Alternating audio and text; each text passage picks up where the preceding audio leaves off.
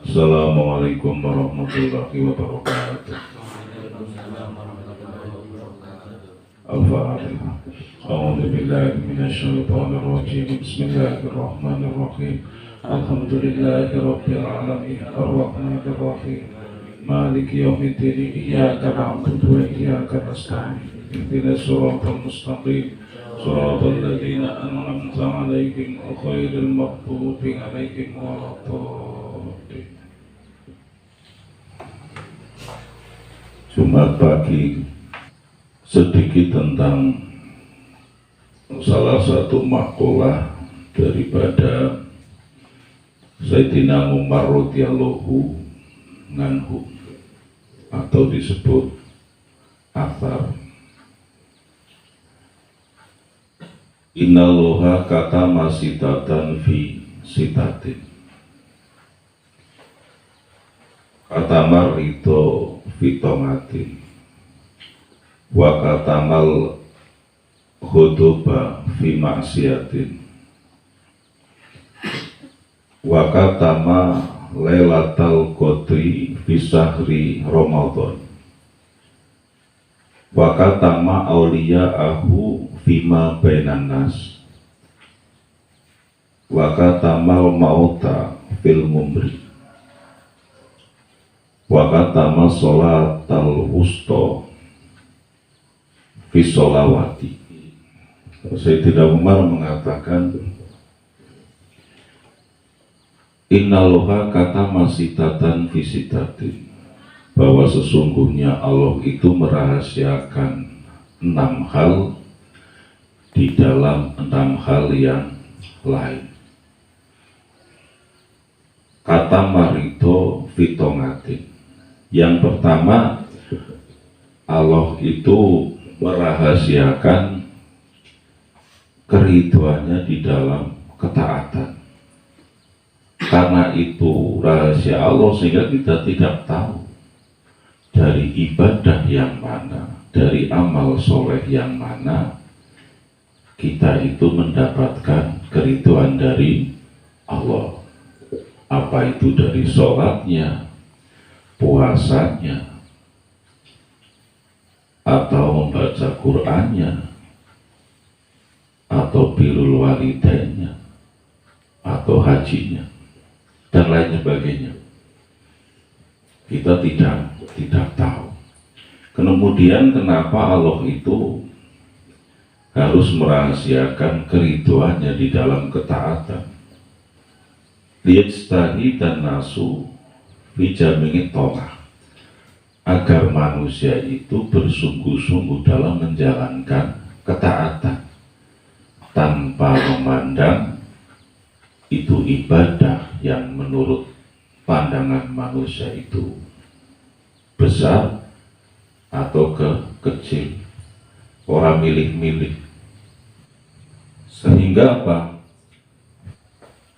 Fala yajujulana an-nahkiro tongatan walau sohirotan jidat.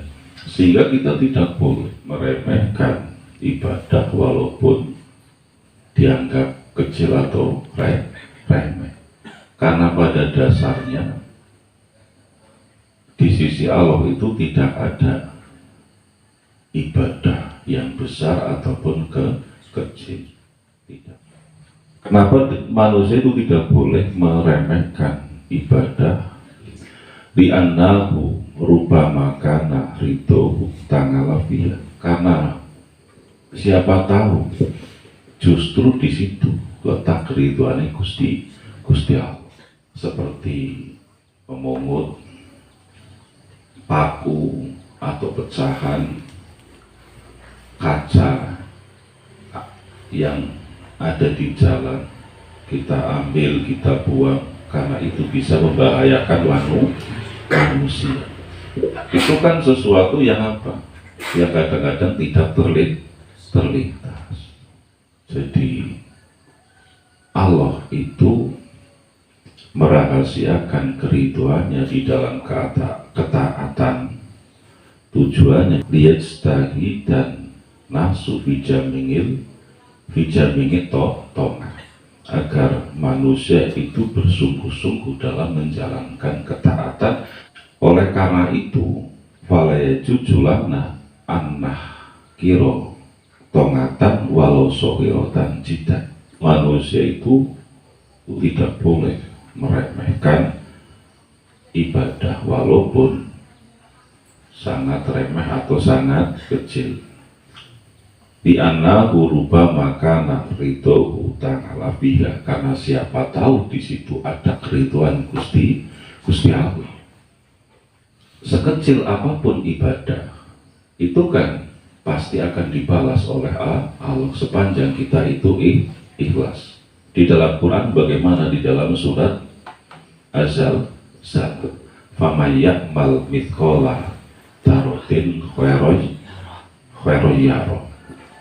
Barang siapa yang beramal walaupun sebiji zarah, sesuatu yang sangat kecil, maka orang tersebut akan mendapatkan balasan. Menurut ulama, ayat ini famayyak mal mithqala darotin khairoy yaro itu ayat yang paling menenangkan, ayat yang paling menghibur. Yuk, sampai bayangkan, sekecil apapun amal ibadah, yang penting didasari keikhlasan, pasti akan dibalas oleh Allah. Makanya jangan salah, dalam kisah-kisah di dalam kitab ulama salaf itu ada seorang perempuan yang mendapatkan keridhaan Allah, sehingga ia kemudian dimasukkan ke dalam surga hanya karena ia memberikan separuh dari sebutir buah korma. Jadi dia itu memiliki anak kecil, ia sendiri kelaparan, kemudian anaknya kelaparan. Dia hanya memiliki sebutir korma. Sebutir korma itu dia belah jadi dua. Niatnya itu apa? Yang separuh itu untuk anaknya, kemudian yang separuh untuk dirinya. Yang separuh itu sudah diberikan kepada anaknya, tinggal separuh. Tiba-tiba ada peminta-minta orang tua. Dia meminta mengaku kelaparan. Akhirnya perempuan tua tersebut tidak tega, sehingga separuh dari buah kurma tersebut diberikan kepada peminta-minta tadi. Itu kenapa? Ibadah atau amaliyah yang menurut pandangan manusia itu sangat kecil atau sangat remeh, karena hanya memberikan separuh dari buah korma. Tapi justru itu yang menjadikan sababiah Allah itu memberikan keriduan. Paham ya? Sehingga pesannya adalah kita itu jangan sekali-kali meremehkan ibadah walaupun itu kecil. Jadi entah itu besar atau itu kecil, kita berusaha menjalankannya sebaik-baiknya. Yang penting berusaha didasari keikhlasan. Ini yang pertama. Kemudian yang kedua, wakatamal huduba fi maksiati. Allah itu merahasiakan kemarahannya, kemurkaannya di dalam kemaksiatan. Jadi semua bentuk kemaksiatan, entah itu besar, entah itu kecil, entah itu dipandang remeh atau tidak, itu mengandung kemurkaan Gusti Allah. Tujuannya apa? Tani bahan nasu hina idin khosyatal wukuhi fiha. Tujuannya agar manusia itu bersungguh-sungguh dalam meninggalkan kemaksiatan tanpa memandang itu remeh, dipandang remeh ataupun tidak. Pokoknya semua bentuk kemaksiatan berusaha ditinggalkan menurut kemampuan. Fala yajuju lisasi ayah kiro maksiatan wa intakojidan. Sehingga manusia tidak boleh meremehkan kemaksiatan walaupun itu sangat kecil. Di dalam Quran, terusan dari surat Az-Zalzalah tadi, apa? Wa may ya'mal mithqala dzarratin saroy yara. Barang siapa yang melakukan perbuatan jahat walaupun sebiji zarah, pasti akan mendapatkan balasannya dari Allah. Wa may ya'mal mithqala dzarratin saroy yara. Menurut ulama, ayat ini ayat yang paling mengerikan, paling tidak menenteramkan. Kalau famayyak mal mithqala dzarratin khairan yara, itu ayat yang sangat menenteramkan, menyenangkan, menghibur. Tapi kalau wa mayyak mal mithqala dzarratin saruyara, itu ayat yang sangat mengerikan. Kenapa? Karena di situ kan sekecil apapun, walaupun sebesar zarah, seseorang itu melakukan kejahatan pasti akan dibalas oleh Allah. Mengerikan kan? Makanya di dalam kisah-kisah yang tercatat di dalam kitab-kitab ulama salaf, itu ada seseorang yang mengambil, atau cara bahasa Jawa ini metil pagar yang terbuat dari kayu untuk dijadikan sebagai tusuk gigi, untuk menghilangkan kotoran-kotoran yang ada di sela-sela gigi. Tapi karena dia itu tidak meminta izin atau minta halal kepada yang memiliki pagar, menjadikan ia di dalam kubur disiksa ila yaumil kiamah. Itu kan sesuatu yang tidak terlintaskan. Sampai bayangkan hanya mengambil secuil kayu untuk sekedar menghilangkan kotoran yang ada di sela-sela gigi, menjadi sebabnya orang tersebut itu disiksa di dalam kubur ila yaumil kiamah. Sampean coba bayangkan, biasanya membuang sampah di kebun tetangga tanpa minta izin, dan ketika kita tidak meminta halal atau tidak meminta maaf kepada orang yang bersangkutan, itu bisa menjadi sebab kita mendapatkan siksa dari Allah. Makanya hati-hati jangan meremehkan perbuatan dosa, walaupun mungkin itu sangat kecil, tidak terlintas dalam benak kita. Li'annahu layak lamu annahu qad yakunu fika buhu ta'ala.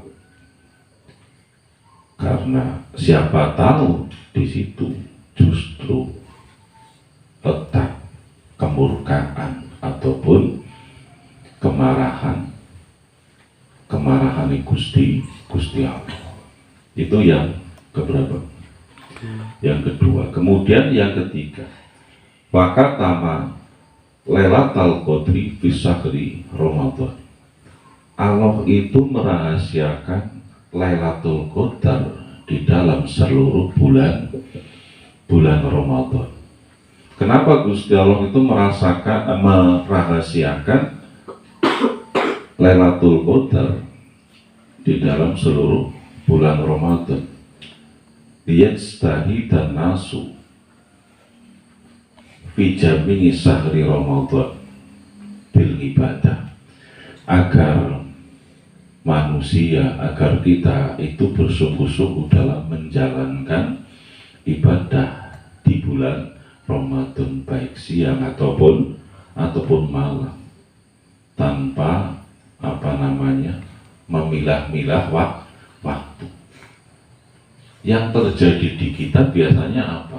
Orang itu baru bersungguh-sungguh menjalankan ibadah di bulan Ramadan, tahajud, tadarus, itu kan ketika sudah masuk 10 yang terakhir dari bulan Ramadan. Dari tanggal 1 sampai tanggal 19 biasa mawon. Awan ya biasa, tarawihnya biasa. Tapi kemudian ketika masuk tanggal 20, apalagi yang ganjil-ganjil, karena ada isyarah dari baginda Nabi Muhammad SAW bahwa Lailatul Qadar itu muncul pada malam-malam ganjil. Nah di situ umumnya kita itu baru apa? Baru bersungguh ya tahajud, tadarusan, ditambah dan lain sebagainya. Makanya selama ini ya kita nyaris tidak pernah menemukan yang namanya Lailatul Qadar. Karena apa? Ngincer. Cara bahasa Jawa ini ngincer. Nah, malam selikur, malam telulikur, malam selawe. Padahal itu tadi Allah itu merahasiakan Lailatul Qadar di seluruh bulan Ramadan. Sehingga orang yang mengincar itu tadi nyaris tidak ada yang pernah menemukan malam Lailatul Qadar. Nah, Gusti Allah merahasiakan itu ya tujuannya agar manusia itu bersungguh-sungguh dalam menjalankan ibadah di dalam bulan Ramadan, sekaligus berusaha meninggalkan segala bentuk kemaksiatan di dalam bulan Ramadan. Waliyajtahidu fi ihya'i layalihi, dan agar manusia itu juga bersungguh-sungguh dalam menghidupkan malam-malam bulan Ramadan. Tarawehnya dijalankan. Wah, kadang-kadang kan tanggal pertama sampai seminggu maksimal yo, masjid musola itu penuh. Sing ora tahu mari masjid, yang tidak pernah ke masjid pun datang berbondong-bondong. Tapi nanti setelah 7 hari ke sana, sepi lagi ya, paling yang datang berapa orang. Jadi semakin kesana soft itu semakin maju, iya kan? Semakin maju. Makanya sampai jangan seperti itu. Tapi yang anak-anak zaman sekarang wis yang puasa mawon wis alhamdulillah wis gelem puasa, ora bolong mulai tanggal 1 sampai tanggal terakhir bulan Ramadan itu saja sudah alhamdulillah. Kemudian yang keempat, wakatama auliya ahu fima bainan nas. Allah itu merahasiakan wali-walinya, kekasih-kekasihnya di antara para manusia, sehingga kita tidak tahu mana orang yang menjadi kekasih kekasih Allah, mana orang-orang yang menjadi wali-wali Allah. Apalagi ada keterangan layak riful wali ilal wali. Tidak ada yang tahu wali kecuali wali. Nah, orang-orang awam itu tidak akan tahu mana orang-orang yang menjadi kekasih Allah. Tujuannya apa?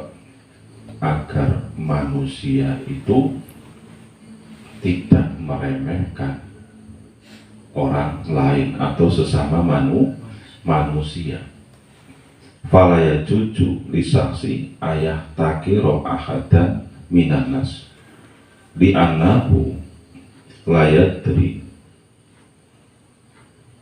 bima huwa min awliyaihi ta'ala. Karena kita tidak tahu, barangkali ia adalah orang yang menjadi kekasih Allah. Jadi tujuannya agar manusia itu tidak meremehkan terhadap yang lain. Siapa tahu orang yang kita remehkan, orang yang kita hina, justru itu adalah orang yang menjadi kekasih Allah. Wong dadi kekasih Gusti Allah itu kan istimewa, ya Allah, istimewa. Derajat kewalian itu derajat yang bisa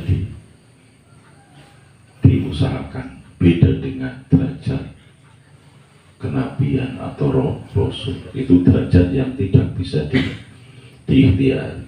Kemudian yang kelima, wakat tamal mauta fil umri. Allah itu merahasiakan kematian di dalam umur. Fayambani hina idin ahadun ayas tangi dalil mauti bikuli waktin bil ngibadati. Tujuannya agar seseorang, agar kita sebagai umat Islam setiap saat mempersiapkan diri untuk menghadapi kematian dengan melakukan perbuatan baik atau amal soleh, sehingga yang diharapkan matinya itu mati dalam keadaan baik ataupun husnul khotimah, bukan sedang melakukan kemaksiatan atau perbuatan yang tidak baik yang dikhawatirkan matinya su'ul khotimah. Jadi hati-hati, kematian itu tidak mengenal usia. Siapa saja bisa mati kapanpun, dimanapun, dalam keadaan apapun. Merasalah bahwa kita itu sudah lebih lama hidup di dunia daripada menunggu kematian. Walaupun usianya sampai itu masih muda. Ya karena itu tadi, kematian tidak memandang usia.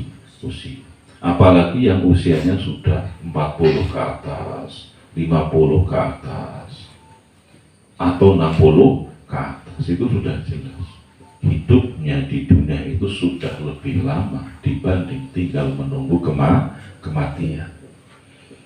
Kita kan tidak bisa menjamin nanti sore masih hidup, besok masih hidup, lusa masih hidup, ataupun minggu depan masih hidup. Kita kan tidak bisa menjamin. Maka apa? Persiapkanlah untuk menghadapi kematian dengan melakukan hal-hal yang baik, melakukan hal-hal yang positif, sehingga ketika meninggal harapannya meninggal dalam keadaan husnul khotimah. Kemudian yang terakhir, wakat tamas sholatal wusto fi sholat. Allah itu merahasiakan sholat yang paling utama di dalam sholat lima waktu. Liyata jaronasu jami ngaha, Tujuannya agar manusia itu bersungguh-sungguh dalam menjalankan sholat 5 waktu tanpa memilah-milah. Pokoknya semua sholat dijalankan berusaha dengan baik, dengan khusyuk, dengan merasa sedang menghadap kepada Allah. Tugas manusia itu kan hanya berusaha, selebihnya itu urusan Allah. Hasil itu urusan Allah. Kewajiban manusia itu hanya berusaha. Seperti dalam mencari nafkah atau mencari rezeki. Kita kan hanya berkewajiban berusaha. Hasilnya adalah urusan Allah. Maka yang harus kita pikirkan adalah usahanya, bukan hasil akhirnya. Ketika kita memikirkan hasil akhirnya, itu yang jadi masalah. Kenapa? Karena hasil itu bukan urusan manusia, sesuatu yang seharusnya tidak dipikirkan oleh manusia karena bukan urusan. Itu adalah urusan Allah. Paham? Bondrihin wawalam. Assalamualaikum warahmatullahi wabarakatuh. Waalaikumsalam warahmatullahi wabarakatuh.